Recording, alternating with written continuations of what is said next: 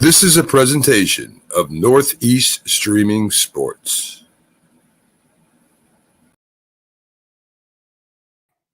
And good morning, everyone. Welcome to the Mac and Jack and Pags and Paul Saturday morning debate show. Hey, wait a minute. Get it right. Yeah. It's the Mac, Jack, and Doc debate show. With our special guest Pags, Jamie Pags, Yes. the Philly sports guy. Now, ladies and gentlemen, you might notice that the screen is quite bright. It's beaming because the Philly sports guy, his Phillies are now winning in the National League Championship Series 2-1.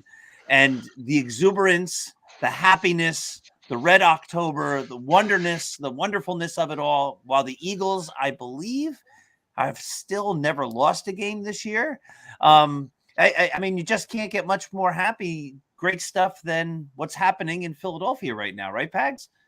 You know what? Yeah, winning gets contagious, and short of the Sixers, that can't seem to get anything right at the moment. Seems like all the other teams are winning. We got a 3-1 Flyers team. The Philadelphia Union are in the conference championships as well. So I know that you don't like to talk about soccer around here, but it's still a sport that 4 billion people in the world love. So Philadelphia, good things happen in Philadelphia. Hey, Great things are happening, yeah. Let's not forget New York. Besides the Yankees, you got the Giants are winning, the Jets are winning. The Knicks won big time last night. So New York's winning. You're still looking up at Philadelphia right now. You guys aren't as good. Yeah, I give you that. I will say this, the Yankees, I'm not very confident right now, down 2-0 to the Astros, but I would welcome a chance to battle against those Phillies in the World Series. I would so love the Yankees to get into this because we'd be paying some payback from 2009. Oh, there would be no doubt in my mind the Yankees would get smoked in that series. Oh, come on. Oh, without a doubt in my mind. I would love for New York to catch back up. There's no way that they beat Houston, and if they did get past Houston, there's no way that they would beat the Phillies. What about the San Diego matchup in the World Series? Yeah. San Diego's done. San Diego has no idea. We got Derek Cole. We got Aaron Judge. We've got a team, a total team that will give the Phillies a run for the money. All they got is stop this, guys. The Yankees have a 2-game deficit to make up here. Come on, you're talking like they're up 2-0. Well, the Yankees ain't gonna. The Phillies will decimate the Yankees. This is not a Philly thing to say, Frank. This is not a Philly thing to say. With everything that's going on in Philly, and you're a Philly guy, just because you don't like the Phillies, that's a bummer. That's a shame. You should jump on that bandwagon. You are from this area. He's smart, Pat. He's just smart. He ain't smart. That ain't a smart thing to say. He knows the Phillies would crush the Yankees right now. The only thing Frank hates more than the Phillies is Ohio State. Well, and why not? Is that the Ohio State? The Ohio State. Well, ladies and gentlemen, we're here to talk lots of different topics. We've always got the debate shows, and we're going to start talking right about the sunny city of Philadelphia. And the first question that we're going to pose to our expert panel is the following. If the Phillies did not fire Joe Girardi, would the team be making this run through the playoffs? What do you think? Let's start with the Philly sports guy. Absolutely not. Absolutely not. I think that the personality of this organization changed 100% the moment they got rid of Girardi. And unfortunately, Girardi was very mechanical and robotic with the way that he did things. And I don't think it suited the team. And I think that because of that, when he got let go, obviously, and I keep referring back to the interview he did right after he got fired, and he sounded like relieved. Like it was like there was a big collective sigh of relief from both the Phillies and him.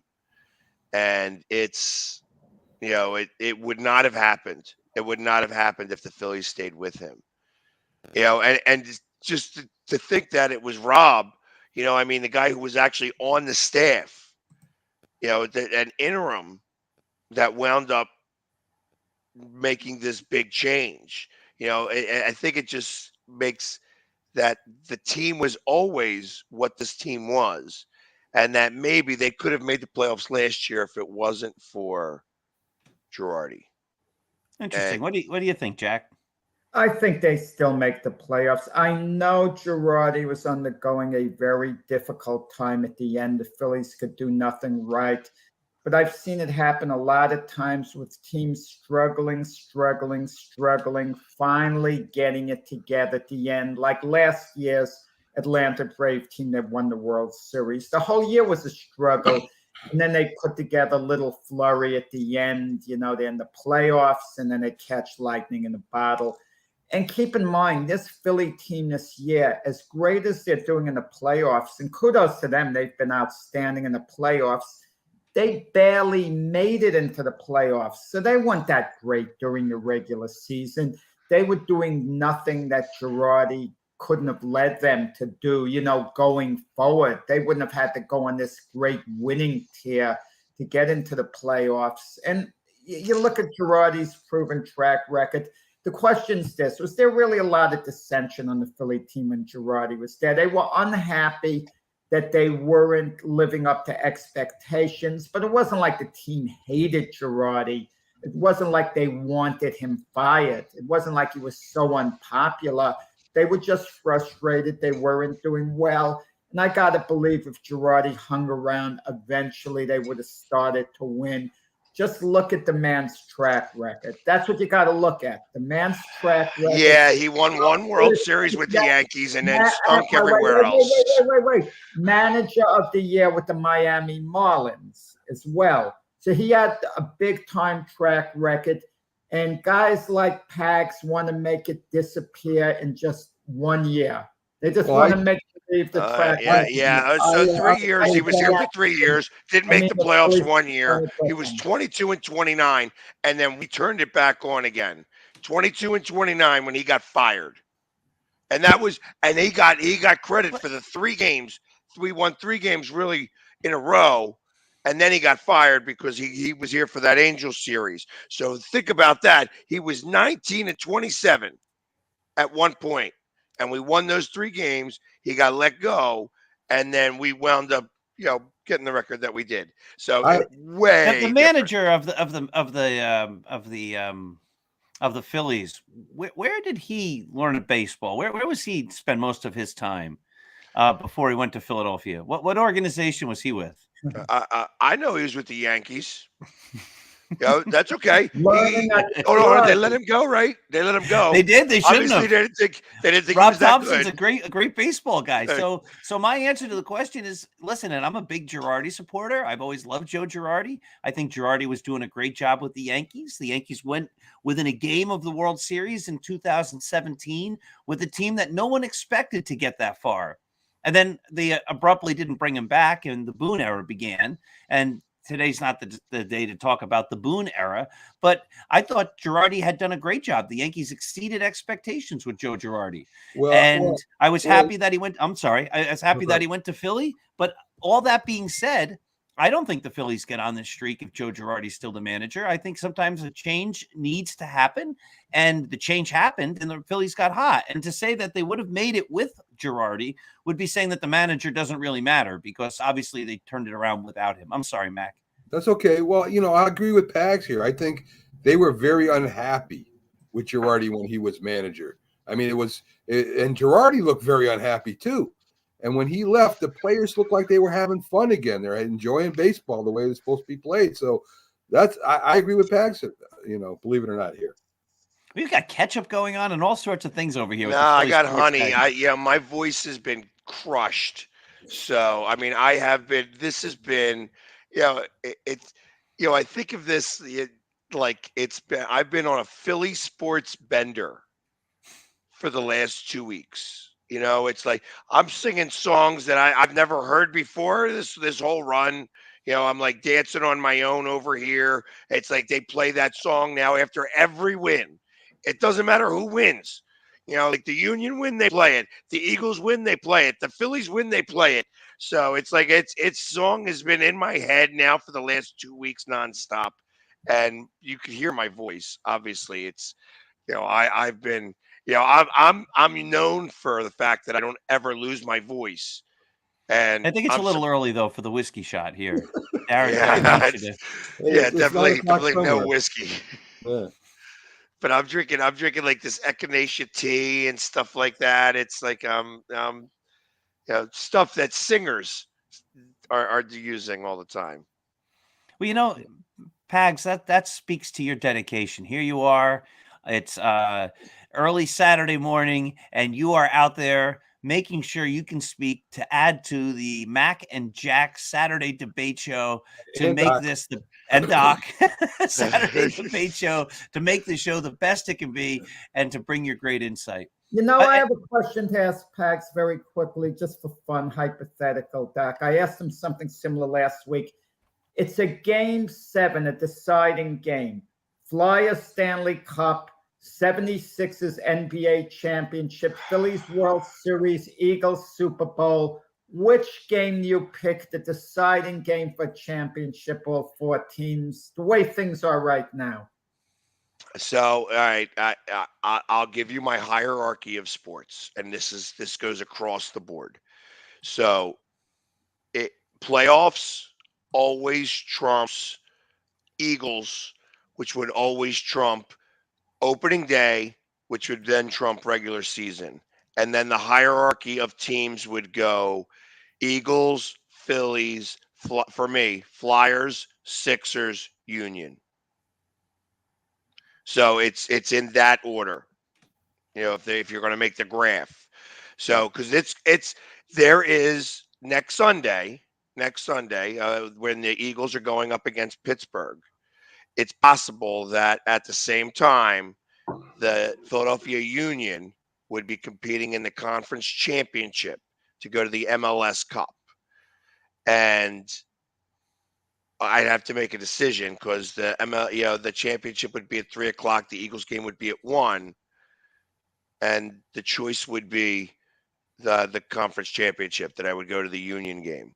Oh, that's That crazy. being said, it's not crazy. It's hey, listen, you could say whatever you want about soccer. Championships come very rare.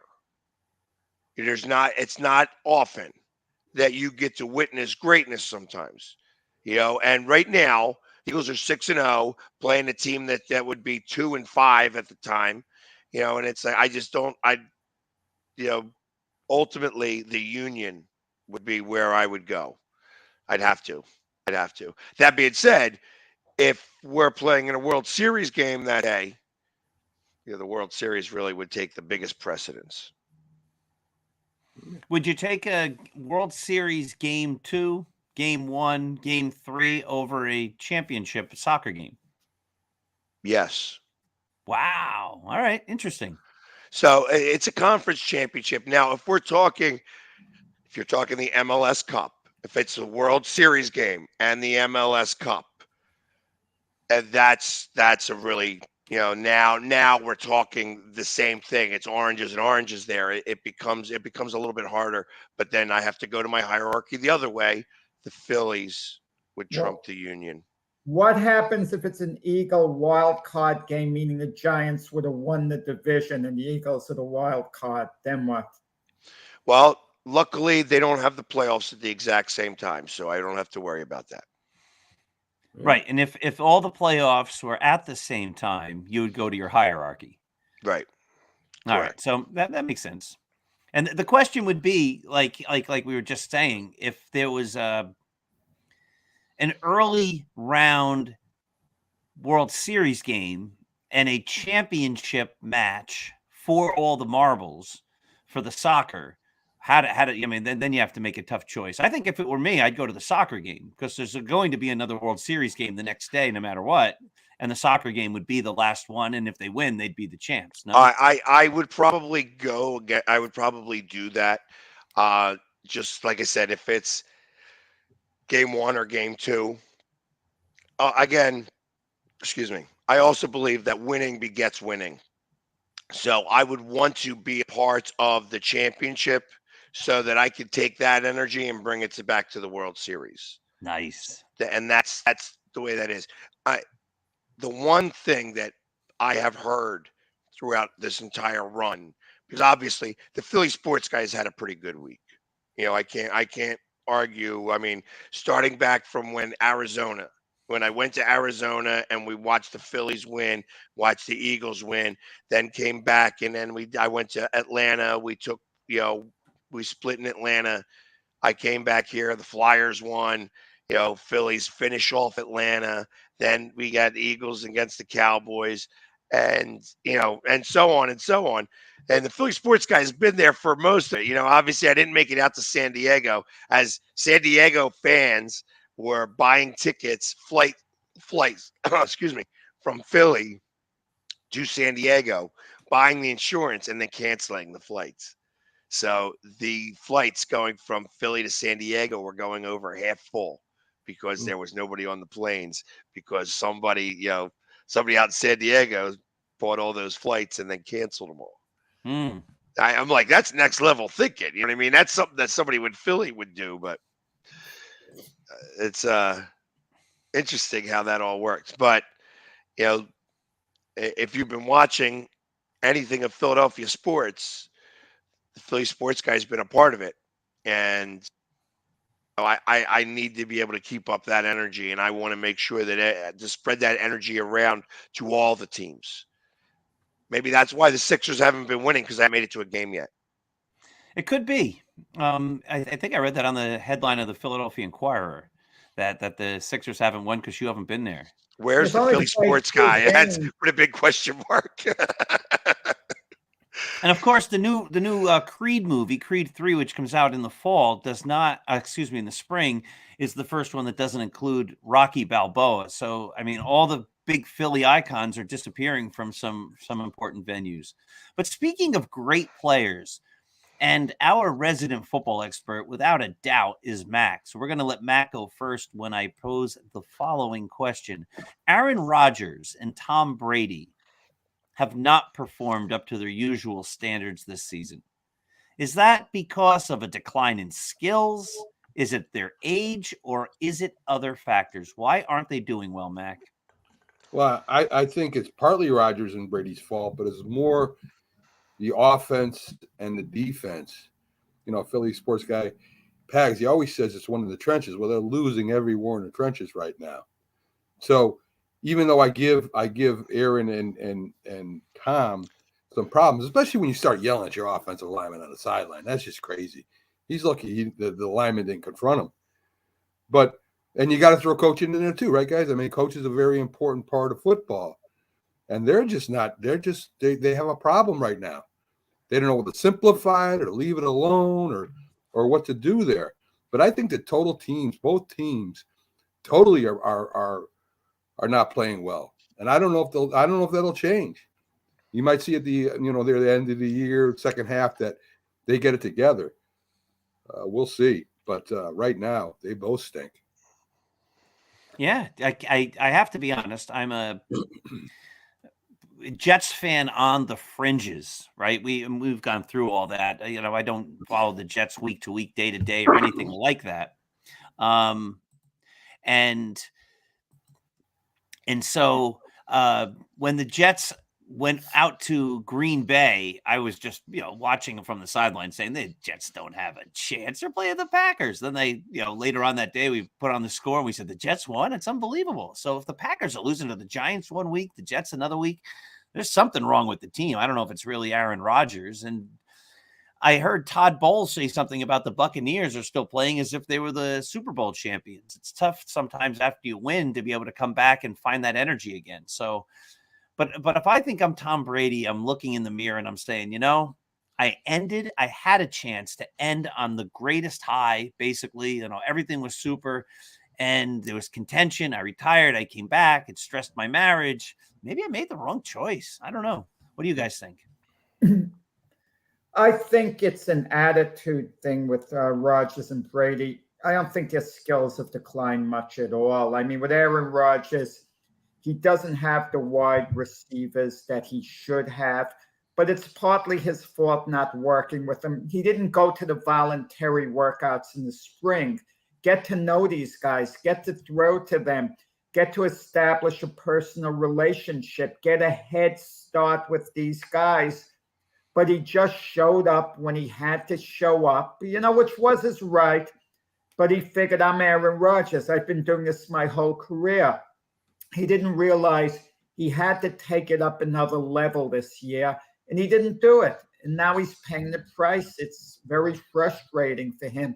As far as Tom Brady goes, how do you perform with what's going on in your personal life with his wife, Giselle, applying for divorce? And it's got to weigh on his mind all the time. And he takes time off from the team to attend to certain things. And it just shows you the edges in there. And his teammates see that as well. Maybe they're understanding, look, he's earned that right. He's been to 10 Super Bowls. We understand he has a lot of problems in his personal life. We're going to be patient with him. They're thinking, but their enthusiasm level isn't high. And last week they lose to a weak Pittsburgh Steelers team, which doesn't bode well for the Buccaneers going forward. So physically speaking, I feel both guys can absolutely get the job done the same way as before. But all these extracurricular factors outside of that, I feel is the reason, their performances went down. If I'm a player on a team and my quarterback, as great as he might be, Aaron Rodgers or Tom Brady, if they're not all in, I'm frustrated. If I'm on the Packers and I have a chance to play with the great Aaron Rodgers and he's not all in, he's not working with me, he's not coming to the early practices, and Tom Brady's taking Wednesdays off and he's got to attend. Listen, you're focused. They're paying him lots of money, both of those guys, to be great football players. And if you're not in, then check out and say, listen, I can't do it. And I've got other things on my mind. But if I'm being paid to play football, my job is to be the best football player I can be and to bring my team up. That's why they're there. I mean, that's frustrating. No, Doc, there's another factor too. Brady wields such enormous power. And I'm not talking about just as a quarterback, as an icon of that franchise. The ownership doesn't want Brady to leave because he means a lot to the franchise dollar-wise.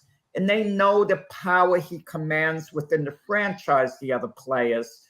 And even the coach, Todd Bowles, he makes nice, he says the right things because he knows Brady commands this type of power that he can't put Brady down and say, either you come up to each practice or retire one way or the other. He can't say that because ownership would get mad at Todd Bowles, and maybe that would be the beginning of the end for him. I think age is catching up. Win. Let's be for real. Age is catching up. He's 45 years old. I mean, as somebody who just turned 50, and I'm. By the way, everybody, happy birthday to Jamie Pags. Yeah. Thank you. I am doing things a lot more than I've done back, even maybe when I was 25. I probably am living a much better life now than I did back then. And watching the evolution of Tom Brady since he's been in Tampa, where he went as a very focused guy and went there and won a Super Bowl. And the next year he kind of came back just as focused. He's like, okay, we're going to try to redo this. And he lost some pieces and it showed, obviously, because they didn't make it back to the Super Bowl. And now he lost more pieces and, he's got this whole thing with Giselle and whatever. It's just, he became human. He became human. And when you're going through anything like that, it's going to affect you. And now he's taking off on Wednesdays. Okay, great for him, but the team, it's not great for the team. This is not, it's not being the team player that you were back then. and everybody understands why, because you're realistically, he's probably, I'm thinking the reason why he's off Wednesdays, is because he's got to watch the kids. You know what I mean? He's got to play dad. And when you have to do those, and I don't know, I don't claim to know anything about his life whatsoever, but I think that plays an effect, and, with Rodgers, it's kind of the opposite. He's like, he's getting old, and, he's, playing with whatever girlfriend he decides to have right now. And he's a little bit of a weirdo with this ayahuasca and, do his types of things. And he doesn't connect with his team in general because he's out here on cloud nine and everybody else is over here playing football. And I think that really plays a big part as well. When I'm going to liken this to the Phillies, and I'm going to liken this back to the Eagles as well, is that, a song has brought the team together, that they've got this goofy song that they now play after every win in Philadelphia. Everybody's playing this song. Do you know the name of the song? Somebody had asked that in the comments. Dancing on My Own. It's Dancing on My Own is what the song is. And and the original song is by some girl, some Swedish girl. The song is about 10 years old, and it was redone by a guy on I guess America's Got Talent or Britain's Got Talent or something like that, and it kind of been remade. And the DJ of that locker room played the song. He's like, yeah, it's just a great song, and it's been now the anthem of everything that's going on. And it's similar to somebody had mentioned in the Gloria from the St. Louis Blues, that they would just they rallied around the song. And with the Eagles, it's not necessarily a song that they're rallying around, but they are rallying around each other. You're talking about a very, very cohesive group right now. And when you don't have that cohesion, you are going to start to lose games. And that's what's going on with Green Bay and Tampa Bay, that they just don't have the cohesion that they've had in the past. And it may have been the receivers that would ground Rodgers, that he was maybe out there on cloud nine, but you had the receivers as the connection to the team, where now those receivers aren't there. And now you've got these young guys that are doing this. Look at what's going on with Denver, and Russell Wilson, the Hall of Famer that you guys are all saying that he is. I mean, he just doesn't have the cohesion with the team, and the team is starting to rebel against him. Like I saw a couple of videos where the team is talking about his poor play. No. And that. Wait. That's absolutely a thing. Max says Russell Wilson is still, I repeat, still one of the best quarterbacks in the NFL. Definitely is. Not right now. Listen, not right now. Pags, he just doesn't have the team right now. That's all. That's all it is. They got the pieces on that team. It's Russell Wilson. It is absolutely Russell Wilson. No, it's not. It's his offensive line. It's his offensive line. And he's definitely a Hall of Famer. There's no – I don't know why you keep saying he's not when he definitely is. There's no doubt. I wouldn't vote for him right now. Anybody that watches football has seen what he's done. I mean, he's been to the Super Bowl. And he didn't lose the Super Bowl. The coach called the wrong play. Hey, no. He that came out now too. That came out too. That came out. That the coach did not call that play. That was Russell Wilson's play. That came out in the wash. No. Pete Carroll, that was his play. That it was. It was. That play. It was. Okay. It definitely. Now, it's what's interesting that we're hearing this great idea of, is a team or is a team a player? And I think that there could have been times when Aaron Rodgers's and Tom Brady's skill set were able to maybe overcome some of this because they were so great. But this year, if nothing else, they're not being team players, and it's costing the teams because neither one of them has ingratiated themselves with the organization's philosophy and being there and being part of the whole thing. We could go back and look at the Washington Redskins all those years ago when they were the Hogs and things like that. It was cohesion on the team. I always have to bring things back to John Reagan's. They played together as a team, and that's why they were successful. And I think the Buccaneers did this in the past. I think the Packers did this in the past. I think the Eagles are doing it now. I think the Jets are to a certain extent doing it now. The Giants, the teams that are winning, they have a cohesion. And if the quarterback is a distraction and the quarterback's not all in, the team isn't going to win. And I think that's where the problem lies. Yeah. And I think the quarterback being unfocused, is the biggest distraction for a team, because he's the one that touches the ball every play. Every offensive play, the quarterback has got to touch the ball. And when that person isn't bringing everything that he's got to the table, which is what Brady's done in the past, which is what Aaron Rodgers has done in the past. Now, I think back a few years ago when Aaron Rodgers told everybody to relax. He's not telling everybody to relax this year. He knows what's going on. You know what I mean? And, I feel like that that he saw some of the writing on the wall 2 years ago, which is why he booed and hissed about the fact that he needed a contract or he needed to go somewhere else. And because have you seen his body language? I mean, he looks like he does not want to be there at all. Yeah. He looks mad.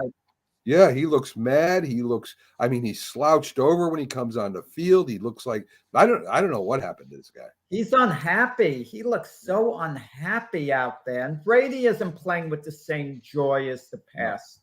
No. Right. And I think that's what we're seeing. It's just that they don't have that vigor. Well, Pax, if your phone rang, this is the year the Eagles could win the Super Bowl, and you were offered either Aaron Rodgers or Tom Brady for Jalen Hurts, you pull the trigger on the deal, or do you say no? No, you can't. And the reason why you can't is because this team is winning because of the way that they are put together right now and the way that they deal with each other in the locker room. If you were to make that type of trade, even though their skill set may be better than Jalen Hurts is right now, you can't make that change because the whole chemistry, that's like taking an ice cube out of a drink and throwing in something that this cold block of like carbon or something. But as soon as Hurts stumbles, Mac is going to say they should put Minshew in for Hurts. Hey, you know what? I keep looking to find Keith Hernandez at any of the broadcasts and when the Mets are playing too. He's on vacation. Keith Hernandez is on vacation somewhere in Europe or wherever. Yeah, that's fine. It's just because when did the Mets? Oh, the Mets don't play anymore. That's right. Go on. I have to admit, right? I mean, I didn't know if Jalen Hurts could be a leader or not. I don't know if he's really the leader on the team still or not. But I really think the coach has done a tremendous job. A first-year coach bringing together that team and playing the way they're playing. I didn't know. I never heard of the guy before, and he's done a tremendous job. Right now, I would have to put him up for Coach of the Year. It's Nick Sirianni is his name, by the way. That is correct. Him or DePaul. This is a debate show. It's my fault for throwing these topics into disarray. But we'll hear Doc come up with Well, I do have to turn the debate show once more to a Rocky quote because Pack said this. He said, "What was the problem?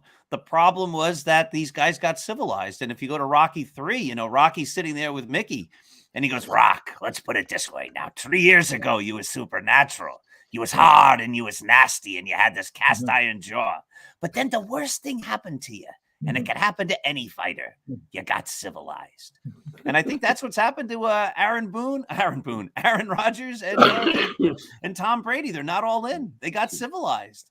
And those civilized things are taken away from their idea that this is what you have to do in order to win at the highest level in football.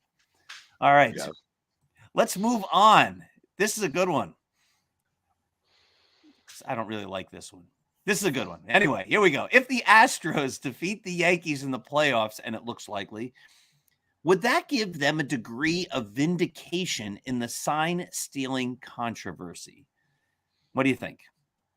Jack, you go first. Well, yeah, I think it's going to come up in conversation, and I think the first one who's going to mention it is Carlos Correa. And the comeback should be, yeah, Carlos, they won when you were no longer a member of the Houston Astros, okay? I mean, it's going to be mentioned without a doubt. It's going to come up. It's irrelevant. You know, even if it took place 1 year later with all the same players, it still would have been irrelevant because 1 year is such a big difference. So what was it, 5 years ago? I mean, you know, so it happened ages ago. It was 2017, but the speculation was in 2019 they were still cheating using a different way. Jose Altuve, I'm not saying this is true. I'm just saying the speculation. He hits the big home run to win it. And supposedly he was wearing a buzzer, and that's how come he wouldn't take his shirt off, because he had a buzzer on, and he ran to the locker room and put a different thing on or whatever. So they were found guilty of cheating in 2017, but the speculation was it continued at least a couple more years. Right. But would they have been good enough to win anyway? Well, who knows, right? Not? I mean, who knows? Chances are, my feeling is they would have regardless, because players are cheating all the time. They're trying to steal signs. The Astros maybe crossed the line doing it. They shouldn't have been. You know, it's weird. Their ethics as far as cheating goes. You can only cheat certain ways. That's what it comes down to in baseball. Hypothetically, you shouldn't be looking at the catcher trying to see what finger he put down. Pitchers shouldn't be holding the glove over their face because of technology, trying to catch the words that they're saying. Cheating's going on all the time. If we had a code of honor, we'd look the other way rather than see the sign that they're putting down, but we don't. And to me, it's all irrelevant. What happened years ago, if the Yankees come back and win, they can't say, see, we would have beaten them back then if they didn't cheat. Different team. Different team, different situation. One has nothing to do with the other, but a gullible public is going to bring it up, talk about it, and then you have foolhardy guys like big mouth guys like Carlos Correa. He hasn't said anything yet, but I'm just saying what he's going to say. He's going to be the first voice, even though he's a member of the Minnesota Twins.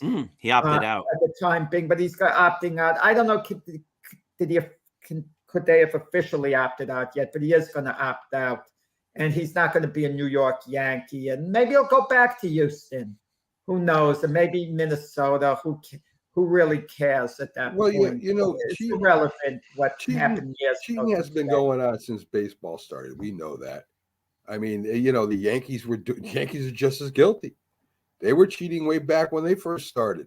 I mean, they had a guy that was sitting there and they were moving the sign up and down to what side of the plate it was coming on. I mean, pretty good for that time. I mean, you know, they ran a cable underneath the dirt. So it's been going on forever. I don't see the big deal. You play baseball, and that's it. Well, Mac, guys, 1951, Bobby Thompson's famous home run. There was talk that there was some telescope from the outfield or whatever picking up the signs. And Bobby Thompson even admitted, he said he stole signs earlier that year that were given to him. And he said, I wasn't proud of it.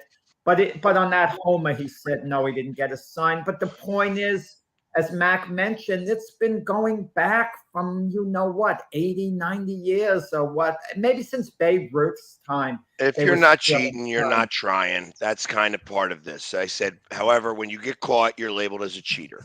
And, right now there's videos going around about these guys that were fishing, and I'm bringing up another weirdo sport in general. Right. And that have been putting weights in the fish, and that they've been they were like the golden child of fishing.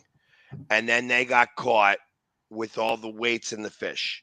And now everything that they've done, they may have won some of these tournaments on their own, but now because they were caught cheating at this tournament, everything that they've done in the past is looked on harshly. Everything that they do in the future is always going to be looked at harshly. And that's kind of what the Houston Astros are going through. It's like I know the Houston Astros. This is still the team that Wade built. So there is a lot of Philly in the way that team is built, and still, it don't matter if you're getting the signal on where that pitch is going to be. You still got to hit the ball. That there's nothing that says, okay, we get real close to that ball and that ball's still going to just go out of the park or go in for a hit. You still get it, and you got to hit it right. And I know that these guys are professionals and that it's a whole different world when you're stealing at that level. When you're stealing signs and you know where the ball's going to be at, it's a whole different level. However, you still got to do it. You still got to produce. And right now, I know that the Astros are going to probably beat the Yankees. I just think that it's in the Yankees' head until they can get it out of their head. They had their opportunity in Game 1, which is really the time, because I thought that the Astros were going to be a little soft on that game to try to steal a game from them, and they couldn't do it. Same way Seattle couldn't do it. So there's a lot of talent on this Astros team, and they are able to do the things that they need to do. They are Goliath right now in Major League Baseball. And, hopefully the Phillies are the ones that go down and they play the David role. Oh, no, but we got back to cheating. What is considered cheating? What's smart? Take a catcher who tries to frame a pitch. He moves his glove a little. He's trying to con the umpire, trying to fool the umpire. And when a catcher fools the umpire, we talk about how brilliant the catcher is. We praise him. Is he cheating? Bottom line, if you're trying to deceive an umpire, you're cheating. Well, I think where's the limit? You make a great point. It's the level of cheating. And I think the thing that the Astros did was, they involved technology and all sorts of other things to take it away from the kind of stuff that happens on the field among skilled players. And they consider that a skill, like pitch framing. Like if you're really good at framing a pitch, you're going to be a better catcher. That's one of Jose Trevino's calling cards. Yeah. He's great at framing. But listen, if we want to say, and I'm going to say that the championships that the Astros won in 2017 and 2019 or whatever have a taint to them. In 2019, correct, but the American League Championship have a taint to them because they were involved in cheating. Yeah, that's absolutely true. And did they deny other cities the chance to have glory and wonder because they were cheating at a high level? Sure, that's true. Does that have anything to do with 2022? It doesn't. It doesn't vindicate them. It doesn't say that they weren't cheating, and it doesn't say that they were the best team back then either. They're talking about the 2022 Astros. They're a great team. Has nothing to do with the 2017 Astros or the 2019 Astros or whatever. And they have a lot of talent, and ultimately, we look back at the year and say that the Dodgers were the best team in baseball in the regular season, but they really weren't. It was with smoke and mirrors. I didn't think that the Dodgers were that great of a team. They had 4 guys that batted that 200 batting average. You know what I mean? So I think that the Dodgers were the beneficiaries of, I think yesterday, specifically last night's game, that the fans won the game for the Phillies. The Phillies tried everything they could to lose it. Those errors were monstrous. And if you have an error in a game, that usually comes back to haunt you in every which way. And we had 2 of them and still were able to come out. That was the electricity from fans, I believe. That had nothing to do with the team. And I think that the Dodgers had that a lot of the season because people in LA are not big sports fans, but they are big Dodgers fans. And they do go out and they represent for the Dodgers probably more than any other LA team, except the Lakers, I would say, any other LA team out there. So I think that they were the beneficiary of some of that electricity during the season. I wonder what Doc and Max think about this, what you mentioned before, Pags, which is intriguing. Someone who bought up all the airline flights, take a filthy rich person like a billionaire who's a big sports fan.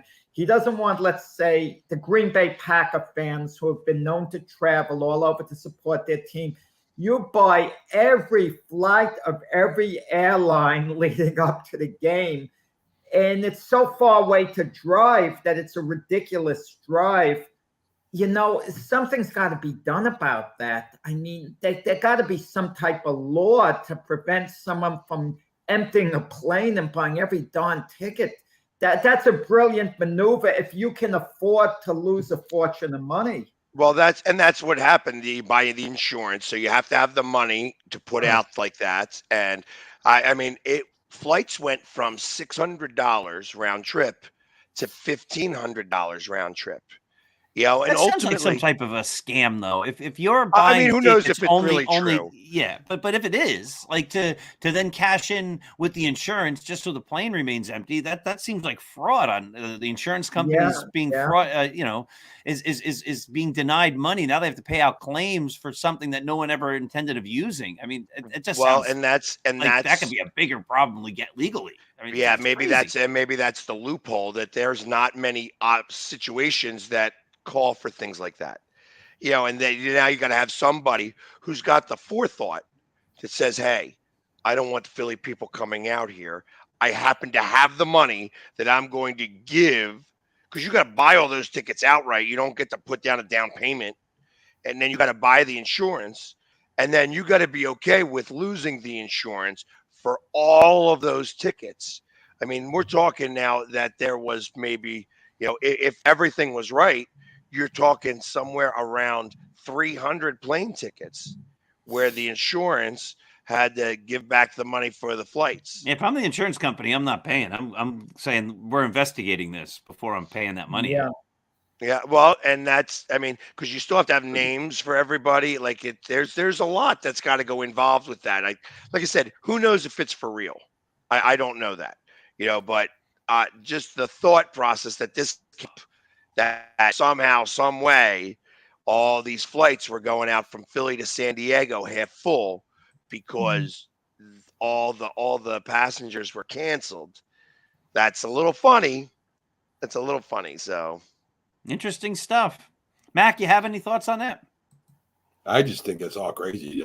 I think you guys have covered it. I didn't even know this was going on, so I have no idea. I mean, I that's what I heard. Like I said, the flights went from $600 to $1,500.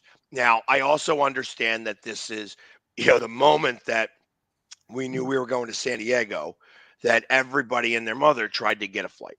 You know what I mean? Anybody who was trying to get out there automatically got the flight, and the flight skyrocketed.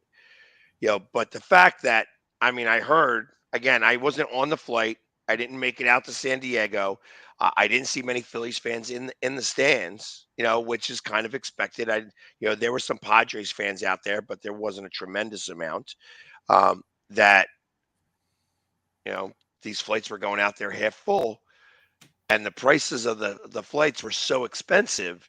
Just seems a little funny to me. It just seems a little funny, and I am interested to find out if that really is the case. Because truth of the matter is, it's genius if you're able to make all those balls fit into the holes. That's like doing one of those games real fast where you just spin it and you won on the first try, never even looked at the thing before. You know what I mean? It's an amazing thing if somebody was able to pull all of that off, because you can't, like I said, you can't buy tickets on your own. You know what I mean? Names for those seats. I kind of don't believe that. I just don't believe that. I don't believe that's even possible, to tell you the truth, to buy all those tickets. I think it's just. I think it could be. It could be a story. Could be a story. Again, I can only go by what I hear. I can't go necessarily because I wasn't there. But if it is, you're talking about next level gamesmanship, so to speak. You know what I mean? And I mean, because the airlines don't care. The airlines don't care. They make so much money. They don't care. You know what I mean? And the airlines do get a piece of that money from the insurance company too, because they wouldn't use that insurance company if it wasn't a kickback to them. So realistically, I mean, I think that that everybody made some money and they went with half-empty flights, and nobody cares. Except the insurance companies are paying it out, and I think if I were them, I would say, you know what? We're not doing that because this deserves an investigation, but whatever. Hey, you've been talking about a team in Pennsylvania, a team that's winning, right? A lot of Phillies. I'm remembering that there was a team in Pennsylvania that played in a different city. I think it was Pittsburgh that won some big time Super Bowls a long time ago. And you were talking about the Phillies have a song. I think the Pirates had a song, We Are Family. That was again in the 70s. And so we're going to go to a commercial break. And during that commercial break, we are going to play my favorite commercial of all time, the one with Mean Joe Green of those old Steeler teams. We'll be back to continue the debate in just a few moments. Trisha's having a sleepover tonight. Can I go? I wonder about Lucy's friends. What should I say? I know you're only 10, but one of these days a friend will offer you a drink. And alcohol at your age can lead to so many things. None of them good. So can I go to the sleepover? Lucy, I want you to promise me I something. finished my homework. Bigger promise. If there's any drinking, I want you to say, no thanks, not my thing. Mom. I promise you. Your real friends won't care. Deal? Sure. Really? I promise, Mom. They really do hear you. Did you pack your toothbrush? For tips on how to start the talk, visit underagedrinking.samhsa.gov. A public service message from the Substance Abuse and Mental Health Services Administration. Supporting the needs of our veterans.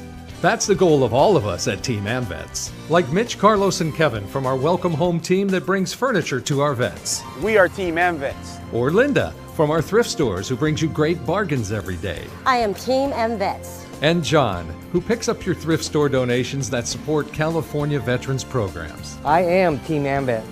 Visit our website or a Team AmVets thrift store to donate or shop today. Join the team!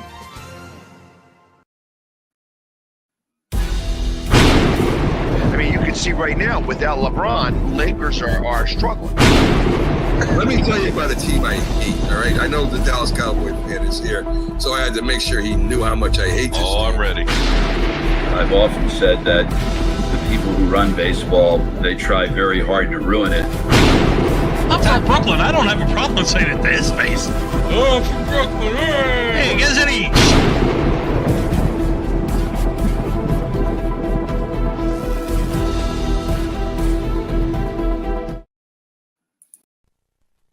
Anyone else? My name is David, and in 8 years, I'll be an alcoholic. Hi, David.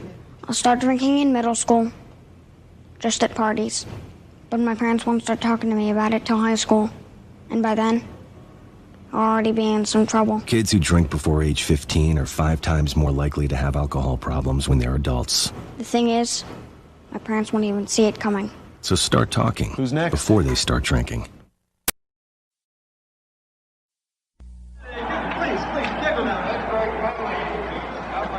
Mr. Green?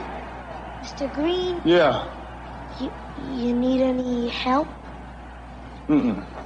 I just want you to know, I think you're the best ever. Yeah, sure. Want my Coke? It's okay, you can have it. No.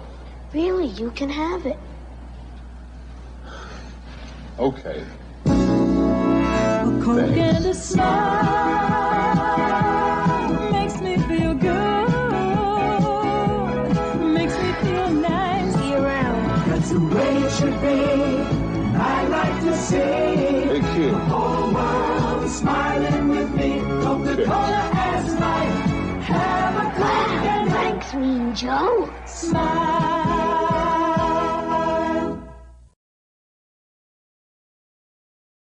Better than that commercial. And notice they didn't do that commercial with Ron Jaworski.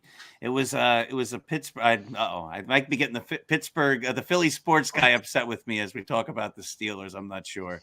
You okay with that commercial? Ron Jaworski would not have been able to do that. And I tell you, I have a Mean Joe Green jersey because of that commercial.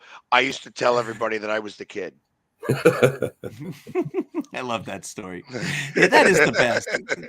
You know, when they made that commercial, that's just the best. The only other one that compares is Mikey Likes It. Hey, Mikey likes it.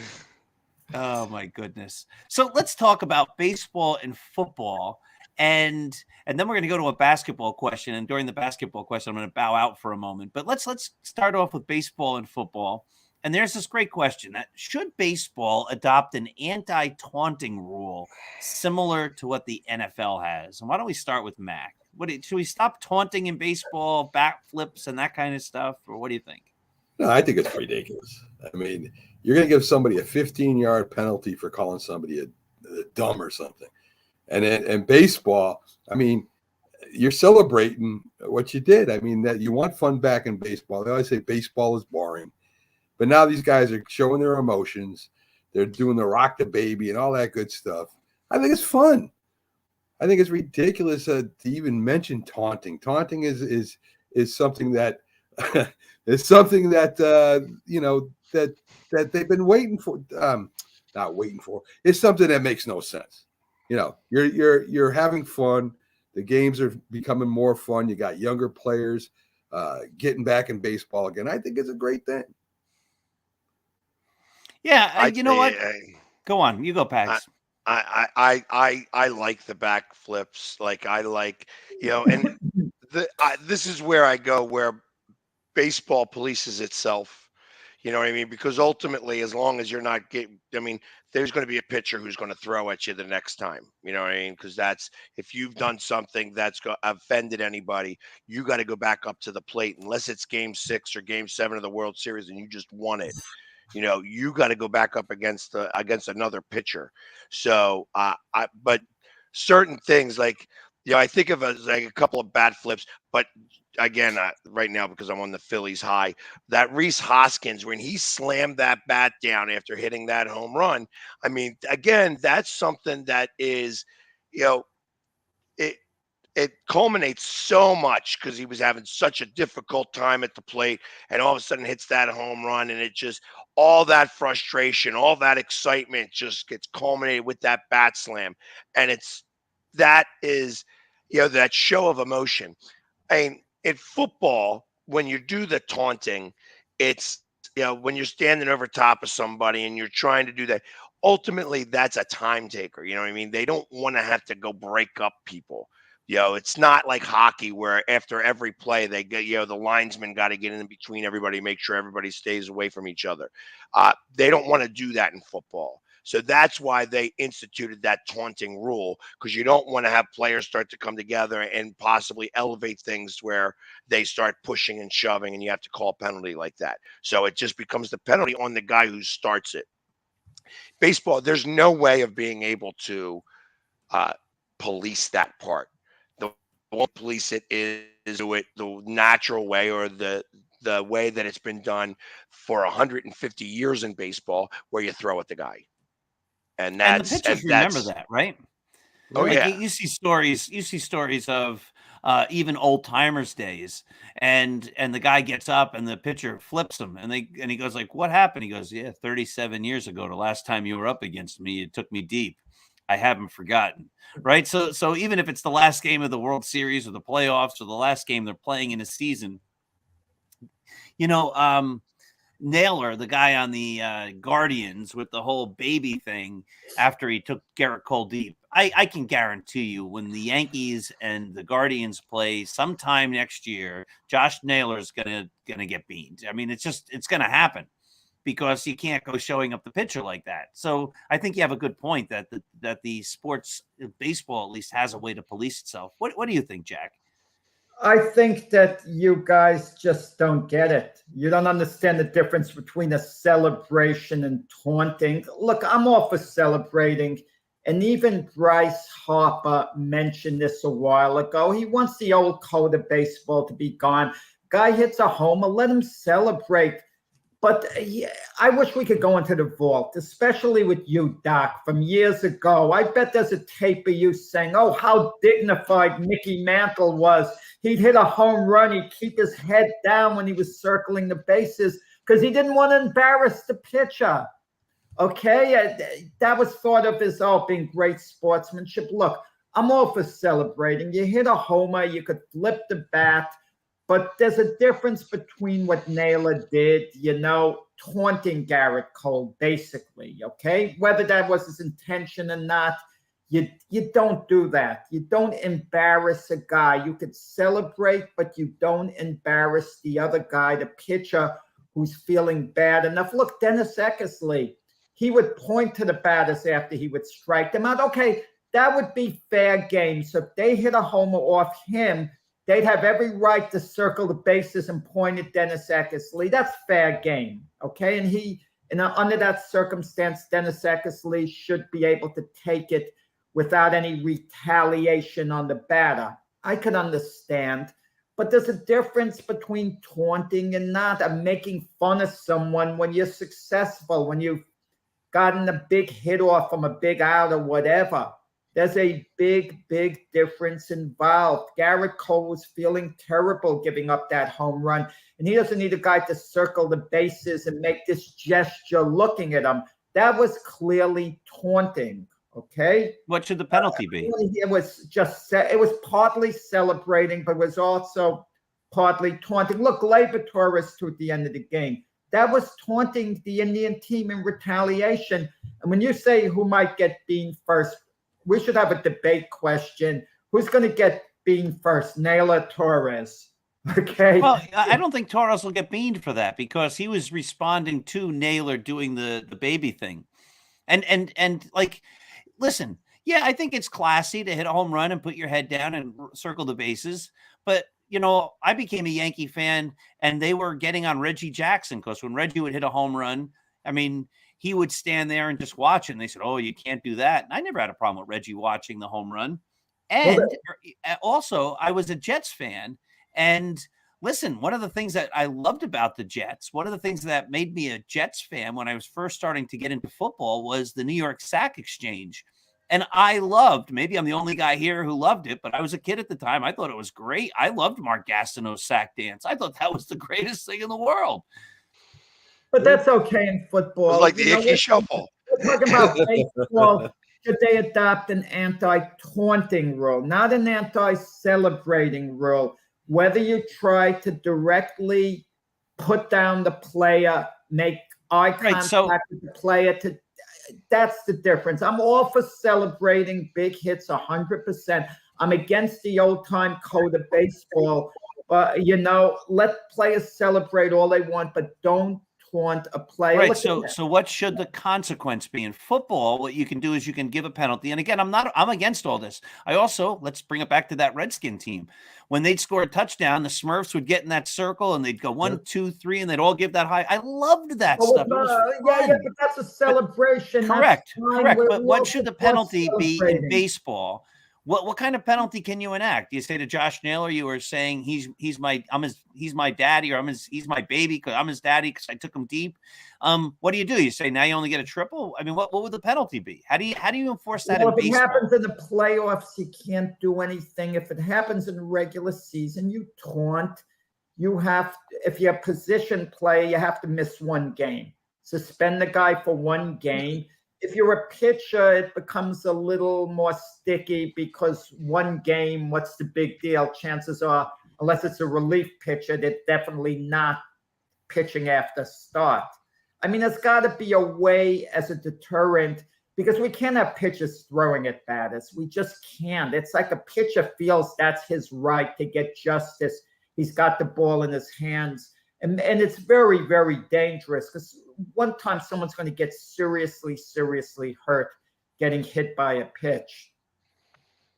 I agree with that. Well, I mean, but this is how it's been done for hundreds of years. You know what I mean? It don't make it right, Pag. Listen, you're right because pitchers throw a lot harder now. Yeah. Everything has changed. However, batters go up there with whole bubble suits of armor.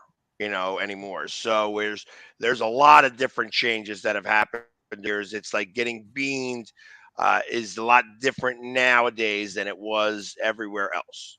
Speaking of that, guys, Anthony Rizzo, I've never seen anyone like him before. This guy crowds to play, refuses to back off, and he's practically daring the pitcher to hit him because this way he's going to get it. And then he gets hit. It doesn't even faze him. And he takes his base and he's happy about it. I've never seen anyone like Don him. Baylor was like that, if you remember. Don Baylor, right? Yeah, the right. Phillies. Good The one. Phillies had somebody like that as well. He was a third baseman and would just he would get plunked and just go run to first, and it didn't matter if that ball was 100 miles an hour or 80 miles an hour. He would just run right to first, and that was Yeah. that. That was actually the reason I never made it as a baseball player. I got plunked a few times, then you start doing this, right? And once you start doing this, that's why I'm a pitcher. I don't have to hit. All right, let's go to the next topic here. And on this one, I'm going to take a quick bow out here and get a drink. But I'm not a big basketball guy, so you guys can run with this question. Is keeping Russell Westbrook on the team a distraction for the LA Lakers? And Jack, why don't you start it off? We'll talk Russell Westbrook, and I'll be back in a moment. Absolutely a major distraction. He's in the news as much as LeBron James when it comes to the Lakers for the game itself. I'm not talking about extracurricular stuff. And we're getting tired of it. They're not going to win with Russell Westbrook. Oh, should he come off the bench? It's an experiment. Then Russell Westbrook gets sensitive. I tell you, the truth of the matter is that you could stop that sentence without using the name Russell Westbrook. They're not going to win. That team is not constructed properly. It's not going to win. That's the thing. And it doesn't matter that Russell Westbrook is the distraction, the fact that they aren't a good team. And you can blame whatever you want, but Russell Westbrook is not the reason why this team stinks. But he's going to be in the news. He's going to be made a scapegoat, and that's what that is. And that's what that is. He's a scapegoat. Hey, listen, I love the fact that Russell Westbrook is soft as hell. You know what I mean? I love taunting him. He don't like me a little bit. He remembers me from back in when he played for Washington and how I crushed him that day. You know what I mean? So, and he's soft. He's soft. And you take all of that. Truth of the matter is that the Lakers stink. They stink. And they are not going to win. And it doesn't matter. The fact that they're using Russell Westbrook as the distraction that's causing the problem, that is such a farce. Truth of the matter is that the biggest distraction is LeBron James, because he's the one that kind of constructed that team. And now that team is not going to win. Agree. But they did win a championship with LeBron James. So no matter what happens going forward, you could always look back and say his time in LA was a success because they did win a championship. But it was in a bubble, Jack. But that was in a bubble. They didn't play the whole year. Yeah, there's not an asterisk that goes next to it. He got the championship. He got the championship. That's what it is. If they played a whole season, do you really think the Lakers would have won the championship? We'll never know. We'll never know. I say no. And again, it becomes a matter of how you are, like in the bubble, the teams that again became cohesive were the teams that won. And that's what happened. That's why Miami, they rallied around their one. So that happens when you have a bubble like that in a sport like basketball, where one person can take over the entire thing. That's what wound up happening. It's kind of happened with hockey the same way. That's how Montreal made it to the Stanley Cup. They rallied around two of their guys who actually had great, they were just great chemistry in the bubble. And that's what happened. You can rally around one guy in a sport like basketball when you're in that type of setting. And you just feed that guy, and that guy can take over. So LeBron James won that himself, I believe. The question was, is Russell Westbrook a major distraction there for the Lakers, having him on the Lakers? And if he's off the Lakers, they maybe have to address the team issues more. That's the question. And I say, yes, he's a major distraction. And he doesn't help him on the court much. Let's be honest about it. Yeah, and I think the distraction is just a distraction to just, hey, Russell, because we stink. Because I don't want to show you that we stink. We're hiding behind this mask. So Jack, and Pax, what do the Lakers do now? I mean, if they go by the draft, it's going to be years till they get good again. If they go free agency, I mean, that would be their only choice, right? And that's going to cost them, millions of dollars. That's going to cost them millions of dollars anyways. Yeah. So I'd like it. Lakers are. good spot unless they can somehow get a high-profile free agent in the future. If LeBron James doesn't age, Anthony Davis stays healthy, and down the line they get a high-profile free agent, someone like a Paul George type. That's the only way back. And the bench, you could always kind of get guys. I don't mean it's easy, but you could kind of build around a team that much. The impact players are the hard ones. The next sideshow that's going to happen in LA for the Lakers is that they are going to draft LeBron's kid, and it's going to be the father and son to court, and that's going to be the story in LA. They may not play very well, but that's going to be the story, and that's what's going to wind up happening. And ultimately, it's, another team won't allow that to happen. That's a great question, because another team drafting ahead of the Lakers might take Bronny James, knowing LeBron is working out his contract where he could be a free agent when Bronny comes out. And he said already, LeBron, he's signing for the league minimum with whoever's taking LeBron. Listen, it could be the Toronto Raptors. Imagine that. And LeBron's running to Toronto saying, look, I'll play for the league minimum. And they'll welcome him with open arms. Could you imagine it's the Knicks? They could somehow get Bronny, but that's going to be a fun scenario. That's when LeBron's going to leave the Lakers. Well, or like I said, the Lakers are going to stink so bad that they could wind up with the first or second pick, and they could just wind up taking LeBron. But the great question is this: if you really have an impact college player that was clearly a lot better than Bronny with a great future, do you take Bronny just to keep LeBron, or do you go with the great impact college player? You'd have to go with the great impact college player. I mean, you're only going to get a year or two with LeBron and Bronny playing together. I mean, LeBron is not going to be 50 years old. He's not Wilt Chamberlain. Wilt Chamberlain could have played up into his 50s. LeBron is not going to be able to do that. He's going to, at one point, LeBron is going to start to live the rest of his life and not on a basketball court. He might be the next Tom Brady of the NBA. Well, and I believe that he'll be like 42, 43 years old and playing. Absolutely.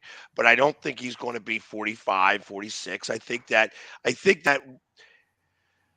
when you're so used to winning and now all of a sudden you start losing, it affects you a lot differently. You take it a little bit more to heart. Initially, you're like, well, I've won so much. And then you start that mindset starts to set in, and you start to be like, I don't like this. This is not how I live my life. I win at everything. I'm not going to accept this losing. And then you can try to do whatever you can, but you're not going to be able to do the things he was able to do before to change the losing to winning. And he's going to have to step away. Pags, Magic Johnson kind of went through this, right? He got older.